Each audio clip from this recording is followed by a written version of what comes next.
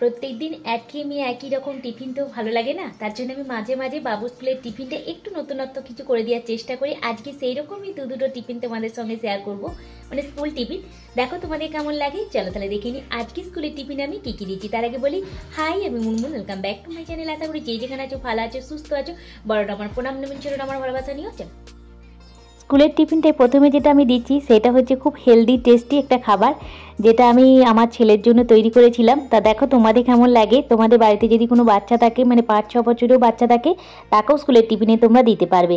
তা স্কুলের টিফিনে প্রথমে 2 চামচ রেখে দিলাম। আর ওর খুব পছন্দের ফল হচ্ছে আঙুর, আপেল, তারপরে তোমার হচ্ছে কমলা লেবু, তারপরে বেদানা, এগুলো খুব পছন্দ করে আমার বাবু। তার জন্য আমি পছন্দের ফলগুলোই দিয়েছি, আঙুর, আপেল, আর এখানে একটুখানি তোমার 5টা একটু হালকা ড্রাই রোস্ট করা কাজু বাদাম, আর ভাজা যে খোসা ছাড়ানো ছোলাগুলো কিনতে পাওয়া যায়, সেই খোসা ছাড়ানো ছোলা দিয়ে দিলাম, ওই হাফ বাটির মতো, ছোটো বাটির হাফ বাটি।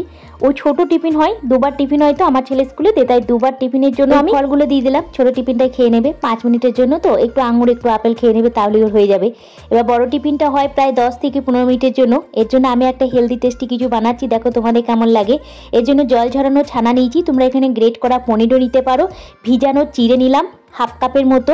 একটা বড় সাইজে আলুকে সিদ্ধ করে সেটার অর্ধেকটা আমি গ্রেট করে নিয়ে নিলাম। পেঁয়াজ কোচানো, কাঁচা লঙ্কা কোচানো, ধনিয়া গুঁড়ো, লবণ, স্বাদ অনুযায়ী সব কিছু দিচ্ছি। আর তার সঙ্গে দিয়েছিলাম আমি একটুখানি গরম মশলা গুঁড়ো। তোমরা এখানে ভাজা মশলা অ্যাড করতে পারো, কিংবা মশলাটা স্কিপ করে দিতে পারো, শুধু ধনিয়া গুঁড়ো দিলেও ভালো লাগবে। তবে একটুখানি গরম মশলা বা ম্যাগি মশলা কিংবা ভাজা মশলা দিলে এই জিনিসটা আরও টেস্টি লাগে। আর খুব অল্প তেলে একদম লো ফ্লেমে, গ্যাসের ফ্লেমটা লো করে কিন্তু আমি এগুলো হার্ট শেপে তৈরি করে নিয়েছি কুকিজ কাটের সাহায্যে, যাতে দেখতে খেতে ভালো লাগে। এইভাবে তৈরি করে সেঁকে নিয়েছি লাল লাল করে 2 পিঠ।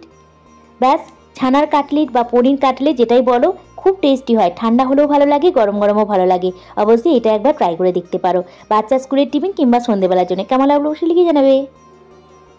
চলো দ্বিতীয় স্কুলের টিফিনের জন্য এটাও খুব ভালো লাগে, চটজলদি যেগুলো তৈরি হয়ে যায় সেই রকম খাবারগুলো আমি বেশিরভাগ সময় চেষ্টা করি সকালে টিফিনে দেওয়ার জন্য, যাতে আমার হাতে খুব কম সময় থাকলে আমি চটজলদি তৈরি করে ফেলতে পারি।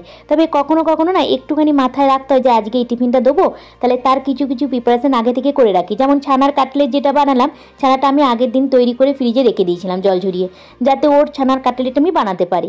সেই জন্য ছানার কাটলেট, তোমাদের কাছে যদি ছানাটা অ্যাভেলেবেল না থাকে এই মুহূর্তে, তোমরা হয়তো পনিরটাকে গ্রেট করে দিয়ে দিলে, ওটাও খেতে খুব ভালো লাগবে। দ্বিতীয় যে স্কুলের টিফিন, আমি সেখানে একটা সিদ্ধ ডিম মাঝখান থেকে কেটে দিয়ে দিলাম, ক্ষীর কদম যেটা আমি বাড়িতেই বানিয়েছিলাম, যার রেসিপি আমি অনেকদিন আগে তোমাদের সঙ্গে শেয়ার করেছিলাম।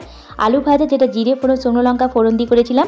এখানে একটা আটা রুটি বেলে নিলাম, তার মধ্যে একটুখানি সানফ্লাওয়ার অয়েল, একটুখানি ধনিয়া গুঁড়ো, একটু চাট মশলা, একটুখানি ভাজা মশলা দিয়ে দিলাম, আর একটু চিলি ফ্লেক্স দিয়ে দিলাম। এইভাবে মাঝখান থেকে একটুখানি আঙুলের সাহায্যে ফুটো করে, মানে ছিদ্র করে ঠিক রোল করে এভাবে ভাঁজ করে নেবো, তাহলে লাচ্ছা পর্দা তৈরি হয়ে যাবে।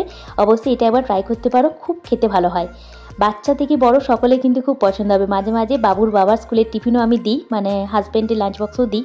তো এইভাবে আমার 2 লাচ্ছা পরোটা রেখে দিচ্ছি, একটু আলু ভাজা আর একটু সিদ্ধ ডিম, একটা মিষ্টি। ব্যাস, আজকে স্কুলের টিফিন দিয়েও তোমাদের কেমন লাগলো অবশ্যই লিখে জানাবে। ভালো লাগলে লাইক এন্ড সাবস্ক্রাইব। বাই।